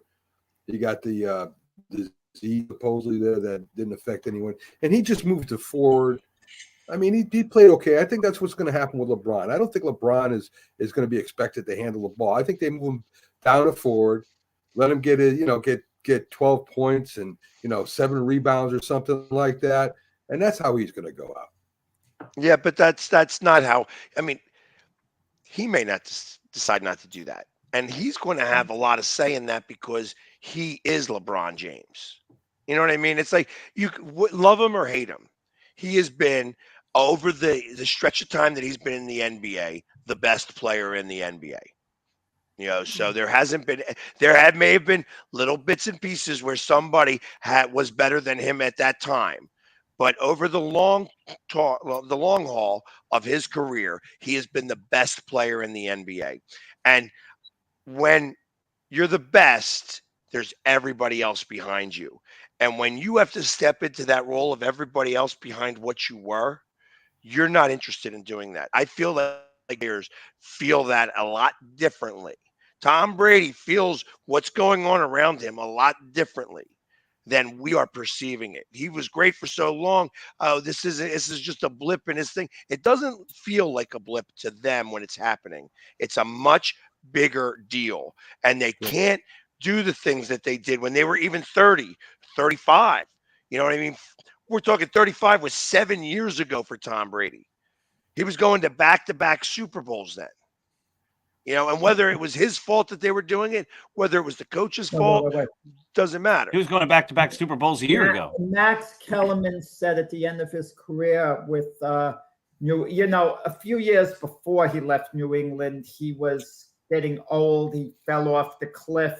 And then Max later said after he fell off the cliff, he had a Hall of Fame career. That's great. Yeah, I think it comes down to what we were talking about earlier too. And again, I'm not going to talk about the specifics to basketball because I don't follow it closely enough. But you have to be all in and you have to be committed to winning, right? And so if LeBron or whoever is saying, I'm just going to hang around to get a couple of points, or I'm going to hang around so my kid's on the team. You were asking the question earlier, Jack, like, would you draft LeBron's kid just to get LeBron on the team for a year or two so they could play together? If it was me and I was running a franchise, I wouldn't do that. I wouldn't do that at all. I would want the best players on my team, the guys who are committed to winning. I don't want my team to be a sideshow. Hey, look, we're the first team to have a father and son or whatever.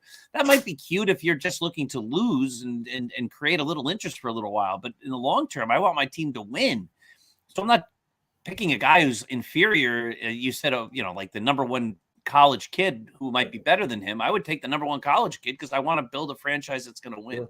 I love the way you guys are retiring another player. You decide he's only playing a year or two. He didn't say any such thing. He didn't put a timetable when he's retiring. You're looking at his age, so you're assuming, he's out the door at any time. But I'm going to tell you something. If you look back a few years ago, you wouldn't have thought he would be performing on this level right now. Okay, don't retire a guy automatically because of his age. I mean, you even look at baseball. Look at the older pitchers like Max Scherzer.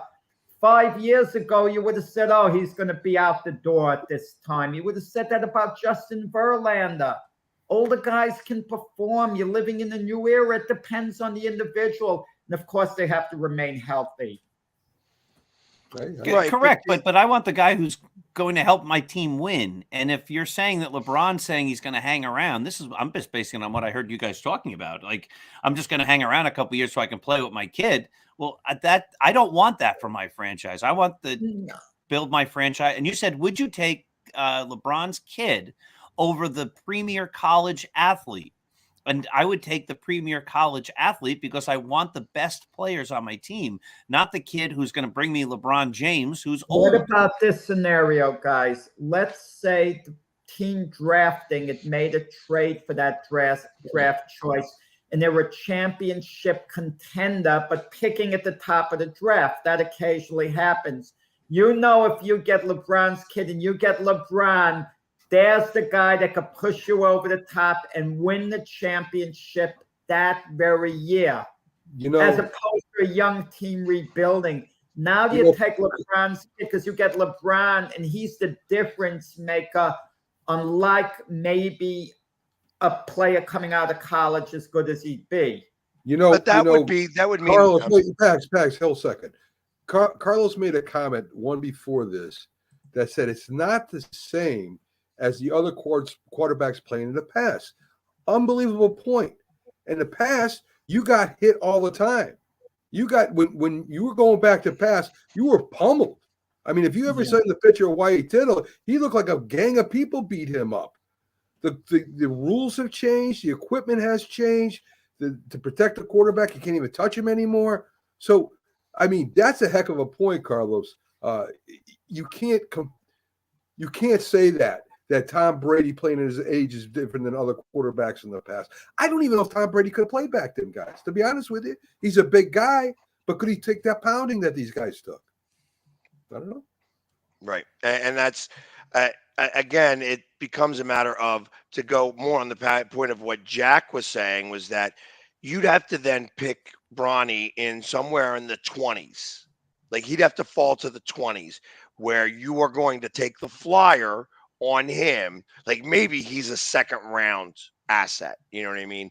But you're going to take him in the late first because you're going to get the opportunity to have LeBron come to your team. No, that's the late first tax. I'm sorry to cut in. I'm talking about at number 4, number 5 even. Well, that's what I'm saying. A overall- team with the number 4, number 5 pick isn't going to be ready to win a championship. They're going to need If too they many other trade, if a pieces. team that has that pick because of a previous trade for a draft choice, and Well, now they have there's a lot of draft ifs choice, and ums they're and a hums. contender. I mean, if the team is a contender to win it off, it's a Philadelphia 76ers.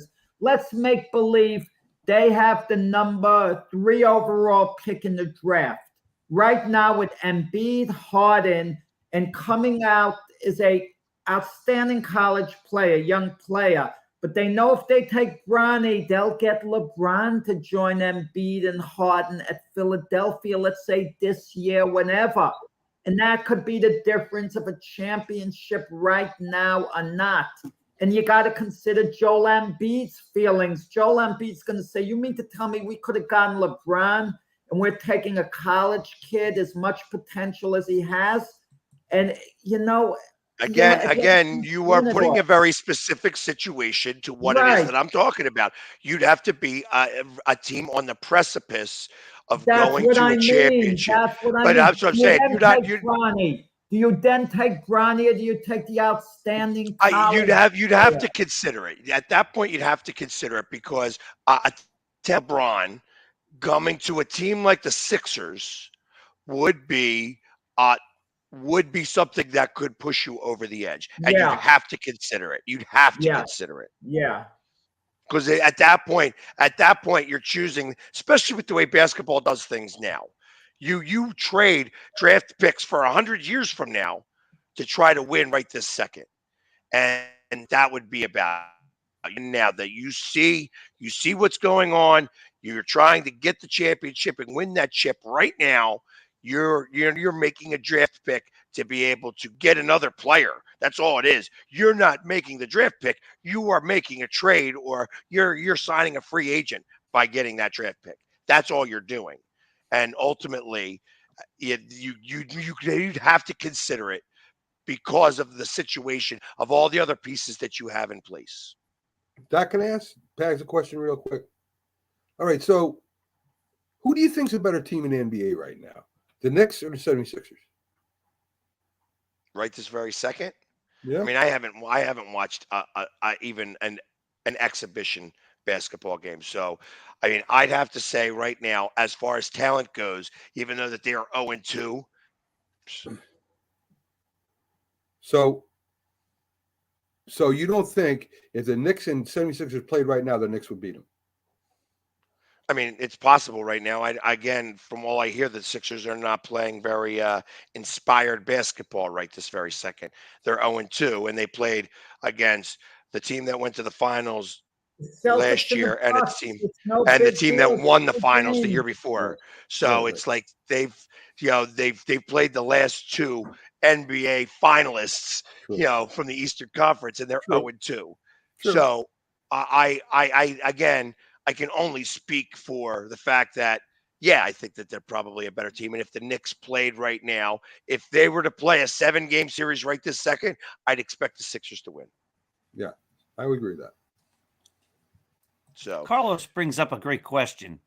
If I got ahead of myself there, but he says if Philly got the LeBron situation, that it wouldn't bring them any closer. But he brings this one up here.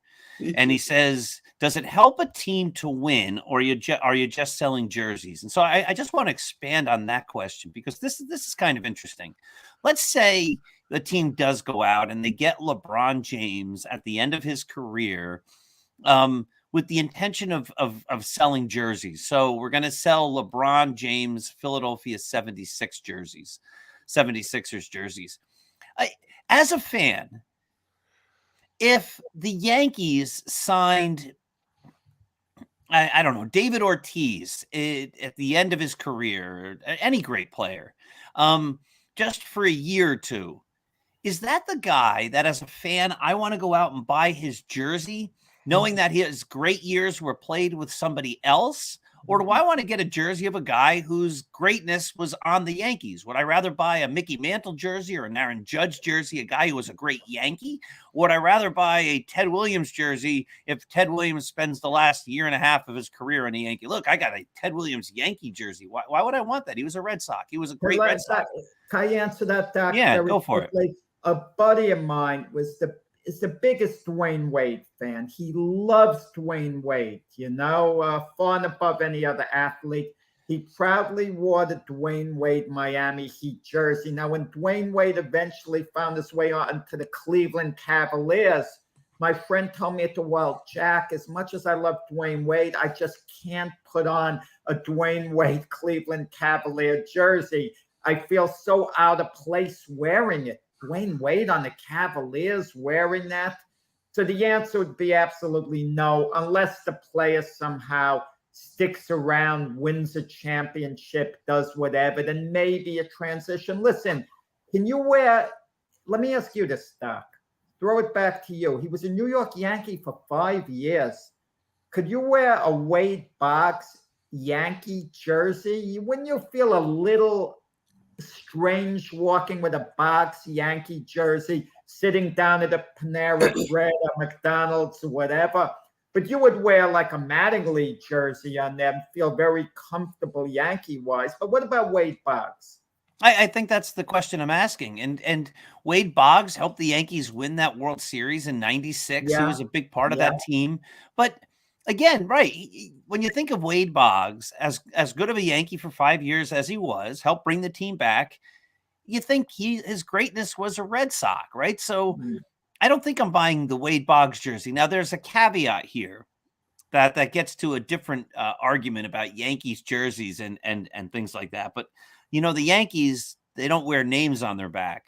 Right. So I think Wade Boggs wore 26, and I think El Duque wore 26. I'd have to go look. I'm just thinking off the top of my head. So you could buy a Wade Boggs jersey.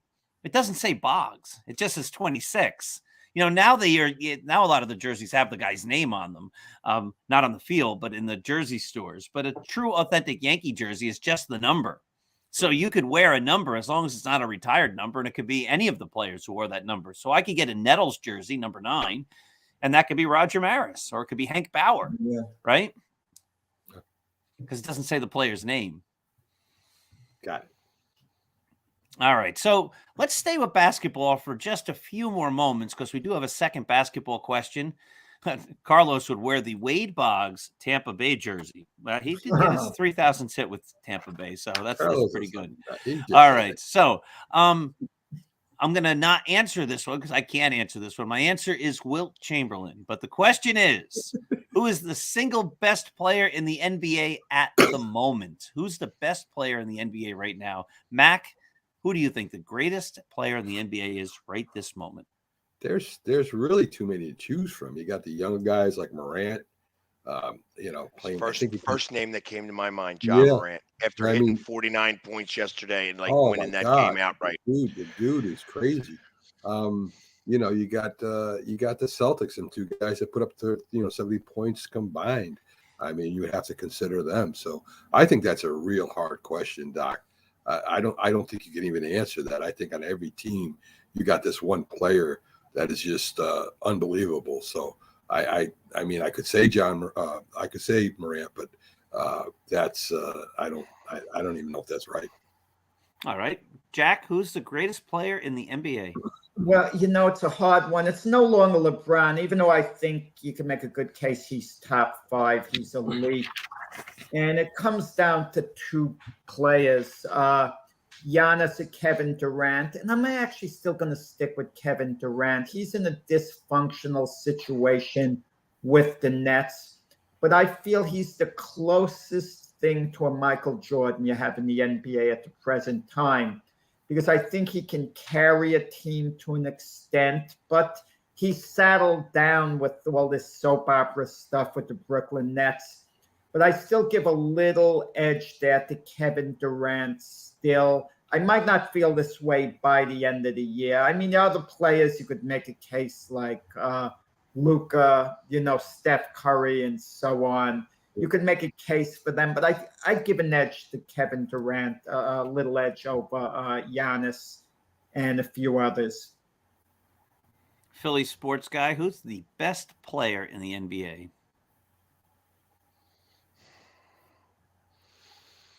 Yeah, this is even tougher for me because I'm not even in NBA mode in the slightest bit. I would have to say, when you're putting in, a group of five. I mean, even Joel Embiid right now, even though he's not, playing very well right this very second, I'd have to still throw him in the mix with Giannis and, Paul and that was me, Morant. Paul. Yeah. Except that guy, George Paul, makes a lot more money than you do. Morant and so like, and even LeBron, you could almost have an argument to say that he still has it like that. I mean, there's just so many great players that are in the NBA that it's hard to say who's the best one right now. I mean, because ultimately, if you were to say that with the two-time MVP winner, the reigning MVP winner, and I don't think he's the best player in basketball, but that's a whole different question. You know what I mean? It's a whole different scenario. So I think that the question is not one that can be answered in one word. You know what I mean? Saying, there's not somebody who stands out. Go 10 years ago, and you could say LeBron, hands down. And I don't think you can do that right this second. Good stuff. We're going to come back after a brief word message and do a couple more baseball questions. But we're going to take a quick break, and we'll be right back after that little break. Once I get a break found here, we're going to do Oscar Mayer Wieners. Here we go. You ready? Let's take a break. My baloney has a first name. It's O-S-C-A-R. My baloney has a second name. It's M-A-Y-E-R. Oh, I love to eat it every day. And if you ask me why, I'll say, 'cause Oscar Mayer has a way with B-O-L-O-G-N-A. Oscar Mayer, the first name in Bologna. How's that? You know, one of the best things about being an ex-big leaguer is getting freebies to the game. Call the front office, bingo. And once these fans recognize me, I probably won't even have to pay for my light beer from Miller. Down it, I love them. These fans know I drink light because it's less filling and it tastes great. Good seats, huh? You're in the wrong seat, buddy. Come on. Oh, I must be in the front row. Come on. Light beer from Miller. Everything you always wanted in a beer and less. Good seats, hey, buddy. He missed the tag. He missed the tag.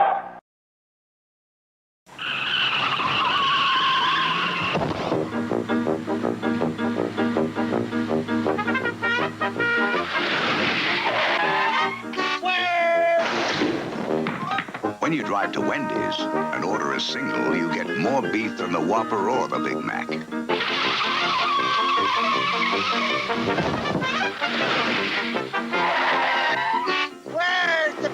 At Wendy's, you never have to ask, where's the beef? I mean, you can see right now, without LeBron, Lakers are struggling. Let me tell you about a team I hate, all right? I know the Dallas Cowboys fan is here, so I had to make sure he knew how much I hate this team. I'm ready. I've often said that the people who run baseball, they try very hard to ruin it. I'm from Brooklyn. I don't have a problem saying it to his face. Oh, I'm from Brooklyn. Hey, guess any...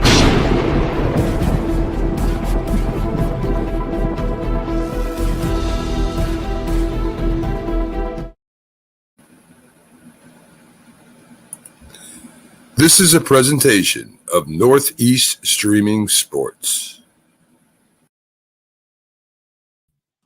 And we're back again for the final half hour of the Mac, Jack, Doc, and Pags Saturday debate show. Here we go. We're going to talk a little baseball. We just spent a good 40 minutes or so talking basketball. We're going to finish up looking at baseball, and we're going to begin with a team that sometimes we give or at least there's a perception we give short shrift to, and that's the other big team in New York, the New York Mets. Now, the New York Mets have a couple of free agents at the end of this year, potentially, I guess if they don't re-sign them. It's Jacob DeGrom, of course, and Edwin Diaz.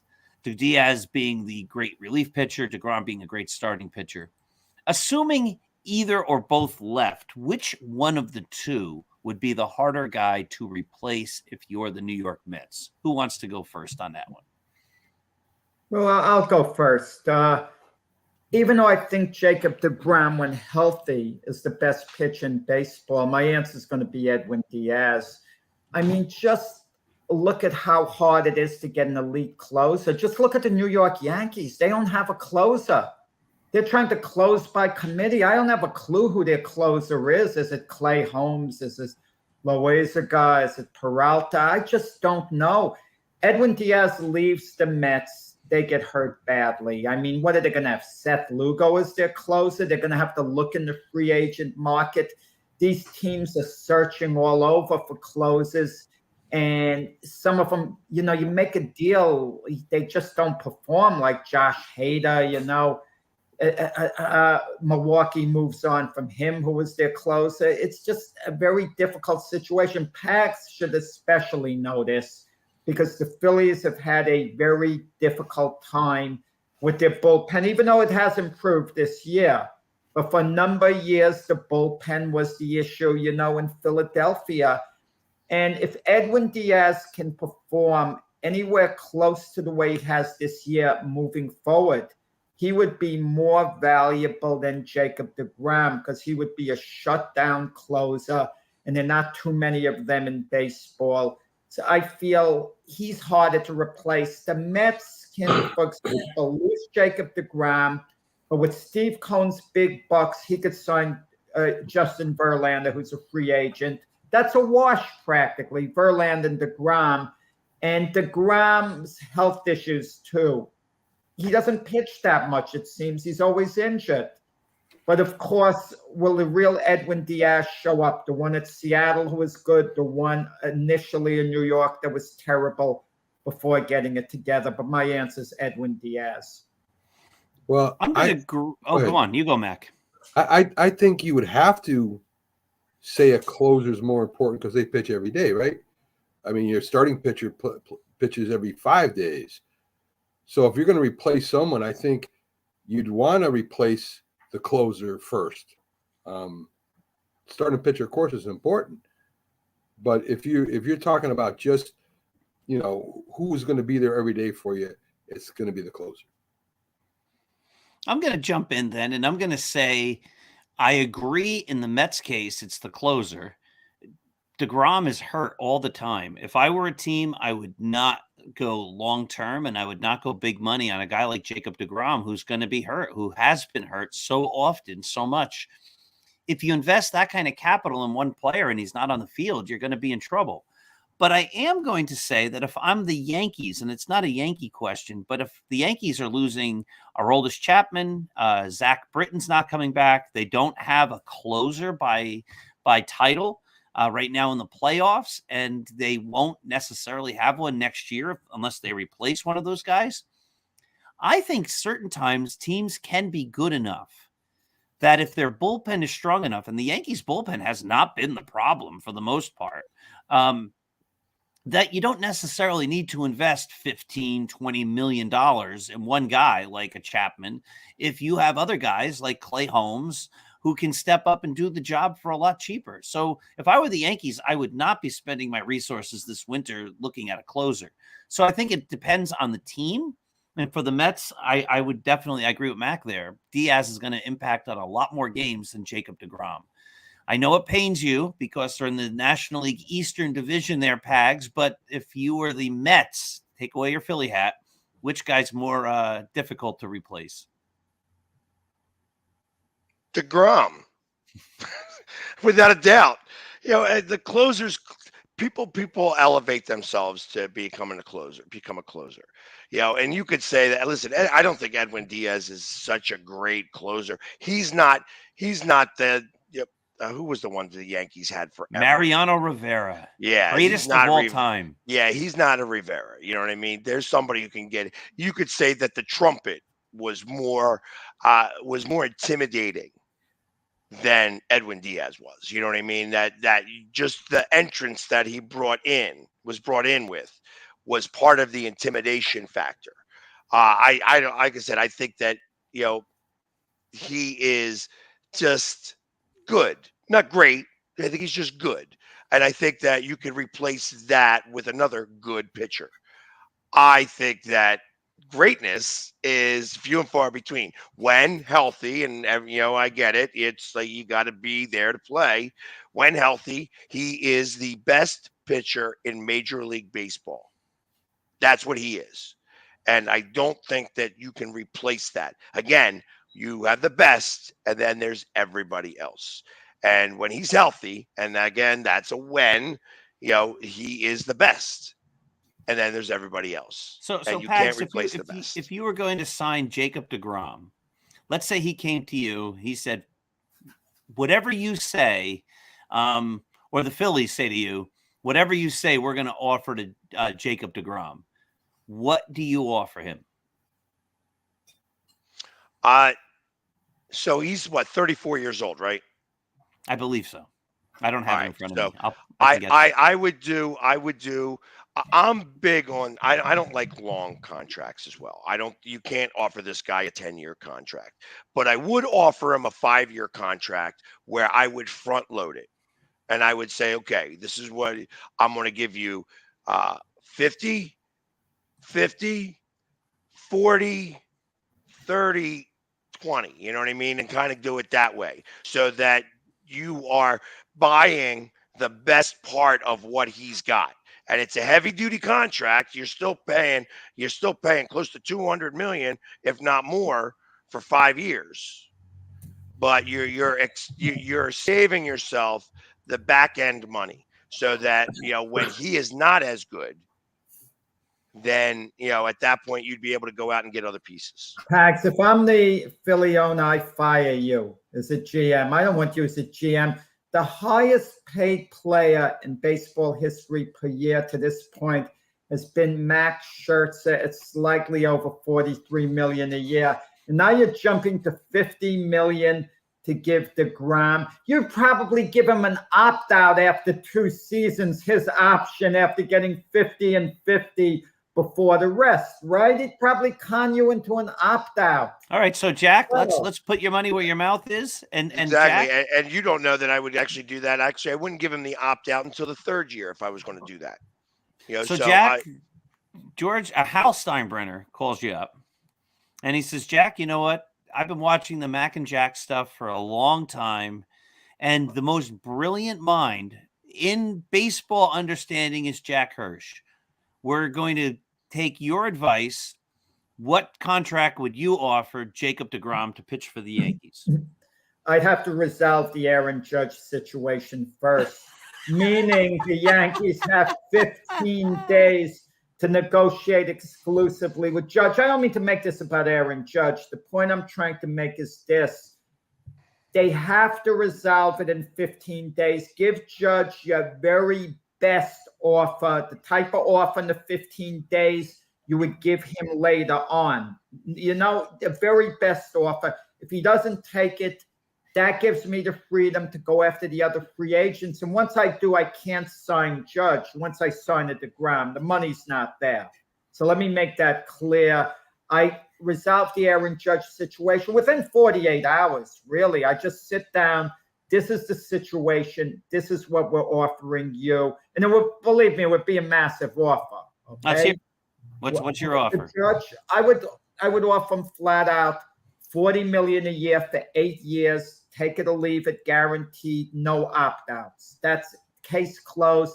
If you don't want to take the $320 million, $40 million a year for 8 years, good luck to you. We're signing other free agents. And if you come back to us later, that offer's not going to be standing there anymore, okay? And I basically give them the 2-week period, not the 48. Look, this is the deal.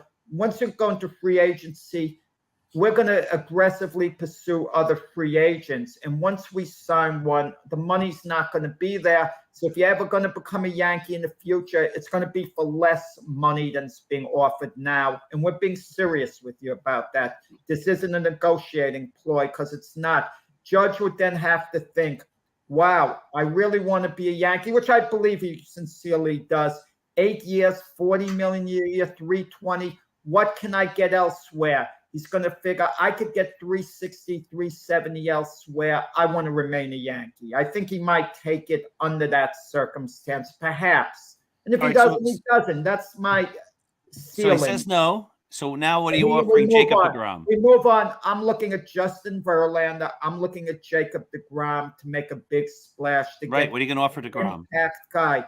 What am I going to offer deGrom? Is he 34 years old? He is. I checked it. Yep. He's 34 years old. He's been injury prone. It doesn't mean he's going to be injured going forward, because when he came back from the injury, he had a couple of outings that were not good by Jacob deGrom standards. But keep in mind, with that said, a subpar Jacob deGrom beat San Diego in the playoffs, unlike, the other starters. And he's a career Met. I would offer Jacob deGrom. Am I thinking the way Steve Cohen does?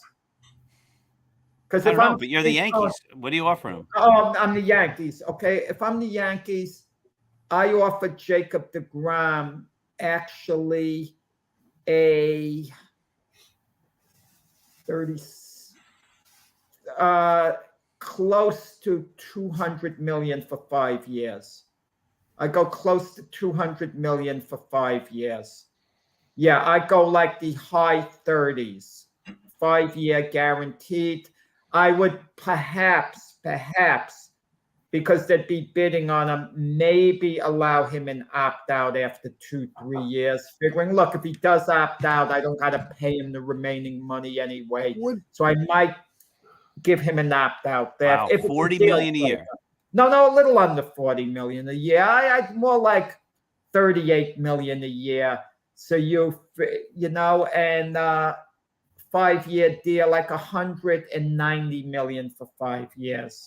Wouldn't you guys rather go after a younger up and coming star like a Soto or a Tatis or somebody like that? I mean, somebody like that, Jack. Maybe not Soto, but somebody close to that. That you're going to get years out of, and then that's worth money to me. That's worth more money to me than having one of the older guys. But let me throw this at you, Mac. Justin Verlander is 39 years old, okay?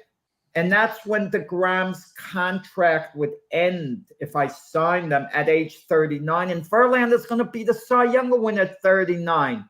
They can pitch. He'll be able to pitch effectively up to that point, I believe. Okay? And the big risk, I think, Mac, is deGrom going to be healthy? It's a risk. It might wind up being an awful contract only if he gets injured. If deGrom is healthy, let's say he slips, he's still going to be good. Like I joked about Garrett Cole saying you paid for Roger Clemens and you got Andy Pettit, at the time, how he had been performing. I still go with youth, Jack. I still go with but youth. The only one out there potentially who you could give the big money to and get if Ohtani becomes a free agent in 1 year, if he wants to come to the Yankees, okay? That's the only potential big chip. Soto is going to be a free agent in 2 years. Forget about it, because Scott Boras is his agent. Don't deal with Scott Boras. Let me ask you this. What Scott Boras, right now, by today's dollars, no baseball player is getting $40 million. So people are saying don't deal with Scott Boras because he's going to make outrageous demands. But $40 million a year would be an outrageous demand, right? And we're talking... Boras is getting 43, a little over 43 No, I'm talking about a position player. So we're already now breaking the bank already. You're offering DeGrom basically 38 to 40 million. You said 40 million over 5 years, About maybe 38 a little million. less. I would go 38 million. Pags is giving, I think it was Pags, or you were giving Judge 40 million over 8 years for 320 years. That's me, 320 total. Yeah, that's all right. Judge. So, I mean, so like, how much worse is Scott Boras going to be in his demands? In the end, the guy's going to get about $40 million a year. So why would you not go after the younger guy? See, I'm on Mac's side on this, and this will be a topic all winter long. I'm not giving Aaron Judge or Jacob deGrom, who's 34, or Aaron Judge, who's going to be 31. I'm not giving them 8 years or anything long like that, because you're going to be paying for their decline. And I'm just not doing it. I just think it's silly. So wouldn't you rather deal with Scott Boras and get Juan Soto, if you were available, than to pay for somebody's decline years? Judge, okay, Judge, I'll agree with you, might be declining towards the end of the contract, but he's a rarity. You know, you're passing the baton to Judge as an all-time Yankee, from Mattingly to Jeter to Judge. He's a unique player, a unique personality. He'll be an iconic Yankee throughout the whole contract. If he slows down at the end, people are going to still look at him as an iconic Yankee, a major fan favorite. They're going to love him. Yankee fans will never turn on a Mattingly. They'll never turn on a Jeter. They'll never turn on a Munson, even if those guys play to a point where their performance, had declined.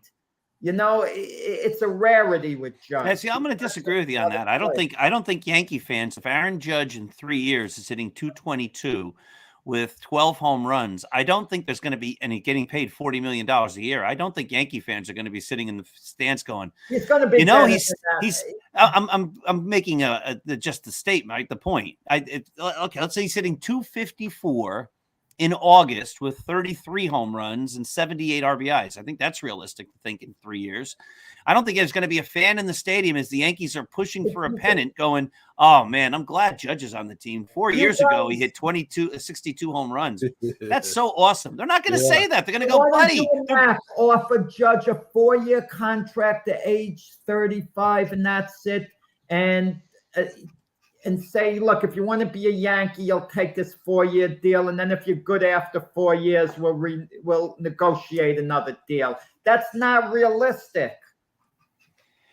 I'm not disagreeing with that, but I think teams have to be smart. See, the Yankees, again, are unique here. They have the money to pay Judge whatever he wants, but they then hold back on getting other players, and they say, like, we're going to let that salary cap, that luxury tax define our salary, which puts them in the same ballpark as a smaller market team. See, if they pay huge money for Judge, that's going to prevent them. And I would think Judge is going to be very good next year and probably very good the year after. And maybe you're going to be paying for it. No, I said 8 years to age. All right, so that's 5 years. Let's give him 8. Let's say he's really good for 3 of them.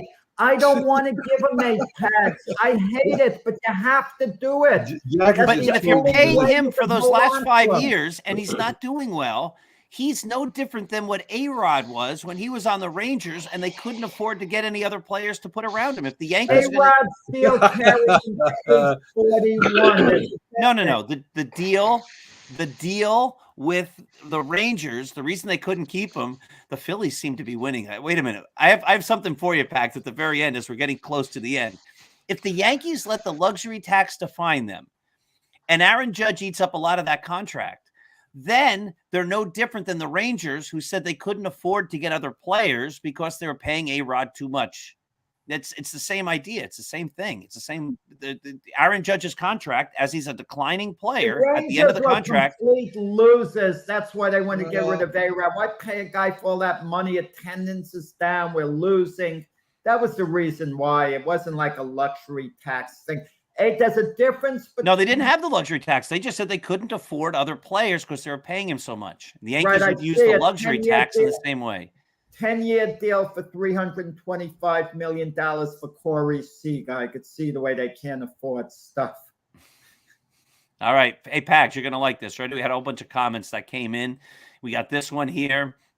Phillies all the way. We've got a Let's Go Phillies. There's a couple more. You're going to have to give me a second here. Block the streets. The Phillies are heading to destiny. World Series. Yeah. Let's go Phillies. So, we're at the top of the hour here, almost, Pags. What's going to happen? Let's hear your prediction for the rest of the Padres series, and then what's the World Series going to look like? So I have us. We don't go back to San Diego. I think that the electricity that's in that stadium helps us win these games, and then we go. We move on to the World Series, which I think is going to be Houston. And it would almost be fitting if it was you.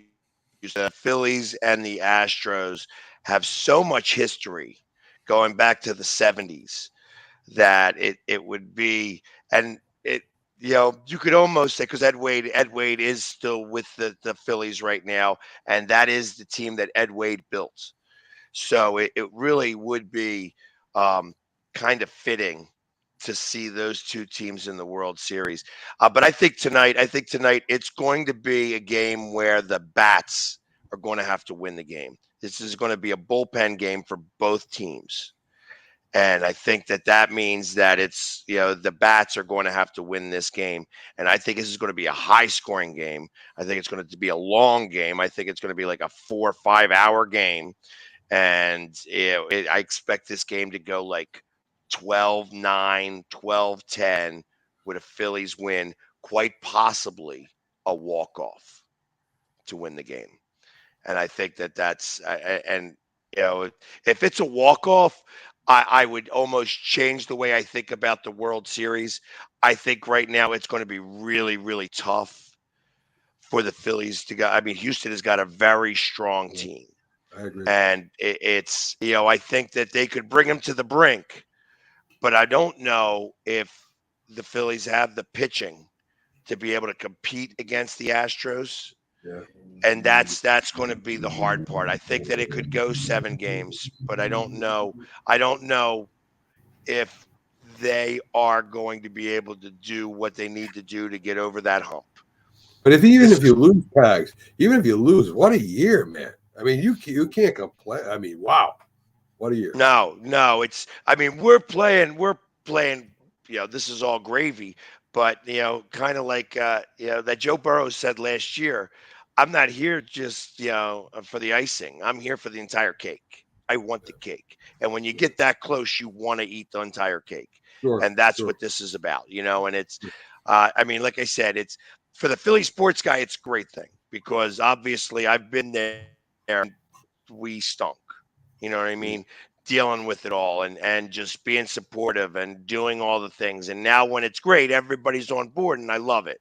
You know what I mean? Like I said, the electricity in that building is stronger than I've felt in a long, long time. And it brings the whole community together. Like the entire city of Philadelphia is, one right now. And you don't get that very often. You don't get that feeling. And especially there's not many sports cities in the country that can feel that, like the way that we're feeling it right now. And it's an amazing thing. Representing all the Philly fans, is there any message you'd like to give to Keith Hernandez? What the? Wait. This is a family show. Yeah, I got one thing for Keith. That's what there we go. Keith. Hey, Mac, any last words for this wonderful Saturday program? Hey, listen, it's been a fun debate, a lot of comments, a lot of involvement in the show, and that's what we love to see here. Remember, it's your personal sports network. Yes, indeed. Jack, parting words? No parting words at all, except the Jacob deGrom contract. I'd probably offer him $37 million a year. You and keeps going down. $285. It might be a 4-year deal. Now that I think about it, his injury history, I think I would offer him a 4-year deal. 5 would be a little long. Yeah, $10 million a year. Age 38, like $37 million a year. Would it be enough to sign him? I don't think Steve Cohen would quite allow that to happen. He would at least match it. The question would be with DeGrom one and you environment figuring, yeah, I'd want to go to the Yankees instead of the Mets, maybe make that switch. But I'd be willing 4 years, $37 million a year. It'll be $1 million more a year than Garrett Cole. Yeah, I think you would go for that too, right? 4-year deal, $37 million a year. It would be tough to Edwin Diaz. Do you offer him? Go up. Oh, okay. We don't care. The Mets ain't playing. Let's go, Phillies. Yeah. Well, they got a Phillies The game Mets, tonight. we can worry about them whenever because they don't play anymore. Edwin Diaz to the What's Phillies. the difference to between get hot close dogs the next in year. Philadelphia and at Citi Field? They sell hot dogs at Citi Field. I mean, in Philadelphia, right? They're still selling hot dogs. They're not selling them in Citi Field right now. All right, my friends. Listen, this has been the Mac Jack Doc, Pags, and everybody else Saturday debate show. They're back here again. I won't be, but they'll all be back here again tomorrow morning for the Sunday football program. Stay tuned. You'll see the Glove Fist on Monday night. You'll see Start Spreading the News Monday night. Pags has got a million shows. It's a great thing. Have a great Saturday, everybody. This has been the debate show. Enjoy. Okay.